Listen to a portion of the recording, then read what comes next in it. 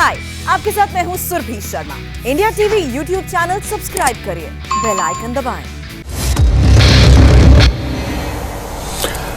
आप देख रहे हैं जीतेगा इंडिया। नमस्कार, मैं हूं अजय कुमार। ऐसा कोई दिन नहीं गुजर रहा आजकल जब दिल को चीरने वाली खबरें आपके सामने नहीं आए। ये मशवरा देना कि आप खुद को संभाले रखिए, वैसे तो जरा अटपटा लगता है, लेकिन जिंदगी जीने के जज्बे को बुलंद तो रखना ही पड़ेगा। इसलिए इंडिया टीवी मानता है कि जब सही जानकारी और बुलंद हौसलों से कोरोना की जंग जीती जा सकती है तो डराने की क्या जरूरत है। अच्छी खबर यह है कि देश के कई राज्यों में कोरोना के प्रकोप में लगातार कमी हो रही है और इसकी खबरें आ रही हैं। जीतेगा इंडिया में पिछले हफ्ते हमने आपको बताया था कि महाराष्ट्र और मुंबई में कोरोना के नए मामले में कमी आ रही है और वो अभी भी बरकरार है। अब हम आपको यह खबर दे रहे हैं कि सिर्फ महाराष्ट्र ही नहीं बल्कि अब दिल्ली, उत्तर प्रदेश, छत्तीसगढ़, पंजाब और मध्य प्रदेश में भी कोरोना के मामले लगातार कम होते चले जा रहे हैं।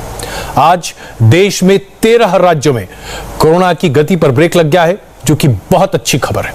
अच्छी खबर यह भी है कि अब देश में 17 राज्य ऐसे हैं जहां 50,000 से कम कोरोना के नए मामले सामने आ रहे हैं, जबकि 7 राज्य ऐसे हैं जहां 50,000 से 1 लाख तक रोजाना कोरोना के नए मामले सामने आ रहे हैं और 12 राज्य अभी ऐसे हैं जहां स्थिति पर नियंत्रण करना बहुत आवश्यक है। यहां 1 लाख से ज्यादा कोरोना के नए मामले रोज आ रहे हैं। यानी कोरोना का पीक ऐसा लगता है कि मई के दूसरे हफ्ते तक आ जाएगा और जून के पहले हफ्ते तक कोरोना पर एक तरह से निर्णायक नियंत्रण होता हुआ हम देख पाएंगे।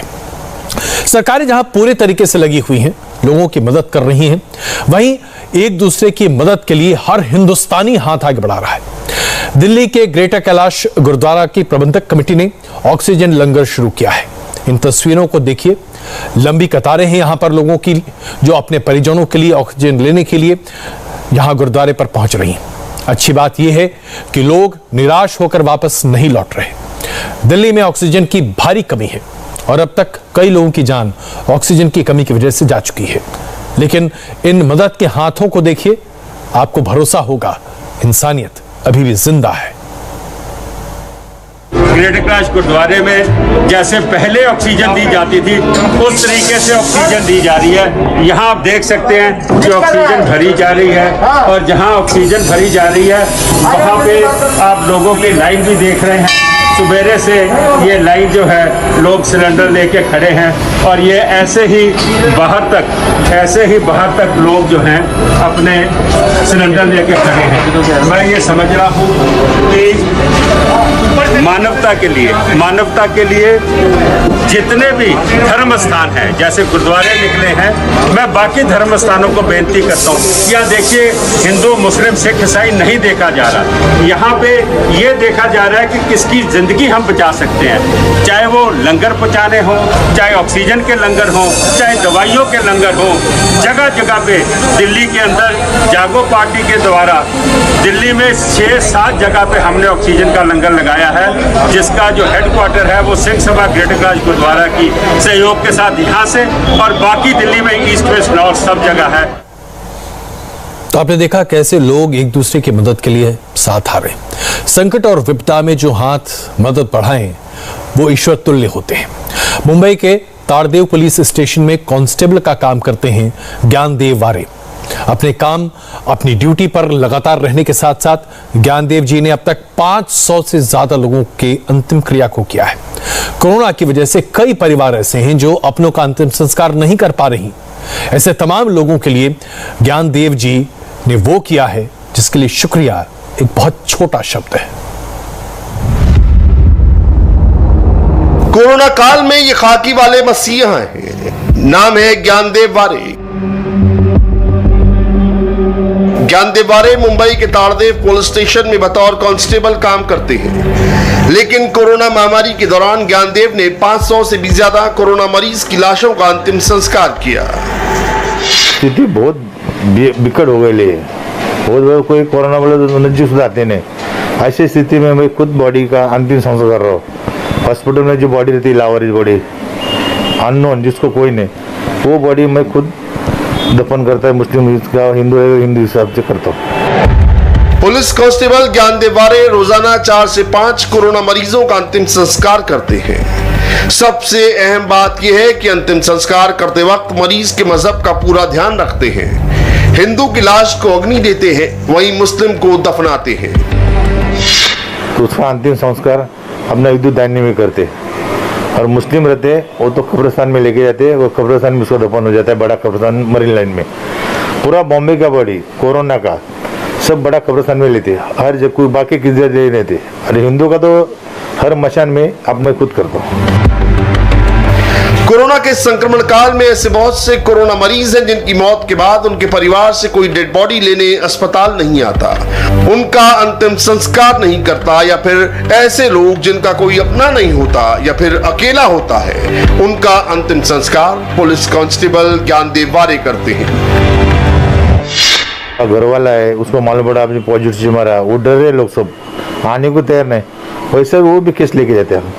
और वो बीएमसी की गाड़ी रहती है, उसको तो बीएमसी को दिया है कॉन्ट्रैक्ट गवर्नमेंट ने, तो बीएमसी वाले वो कभी कभी होता है पुलिस का बॉडी है, लावारिस है, उसको चेक आने रिपोर्ट आने के तो 2 दिन उधर रखता है।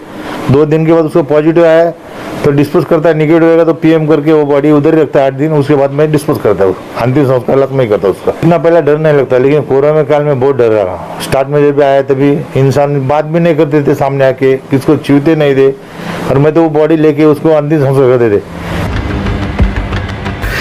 इंडिया टीवी से बात करते हुए ज्ञानदेव ने बताया कि उन्हें भी कोरोना से संक्रमण का डर रहता है, लेकिन इंसानियत के नाते कोरोना मरीजों का अंतिम संस्कार विधि विधान के साथ करते हैं। पुलिस में काम करते हैं, लेकिन देखिए कितना बड़ा काम करते हैं। जिस दिन से हमने पॉजिटिव न्यूज को दिखाने वाला ये शो जीतेगा इंडिया शुरू किया है, उस दिन से लेकर अब तक आज पहला दिन है जब मुझे इस बात का इत्मीनान है कि कोरोना के नए इन्फेक्शन कम हो रहे हैं, लोग ठीक होकर अपने घर जा रहे हैं और ये तादाद लगातार बढ़ रही है। बीते 24 घंटे में 3,20,000 लोग कोरोना से मुक्त होकर अपने घर वापस आ चुके हैं। कोरोना के नए मामलों के संक्रमण 3,57,000 सामने आए हैं, जो कि पहले से काफी कम होते दिखाई दे रहे हैं। ऐसे में गुजरात के लोगों के लिए एक बड़ी राहत की खबर है। बड़ौदा में केराली बाग में श्री स्वामीनारायण मंदिर में 50 बेड के कोविड सेंटर को शुरू किया गया है।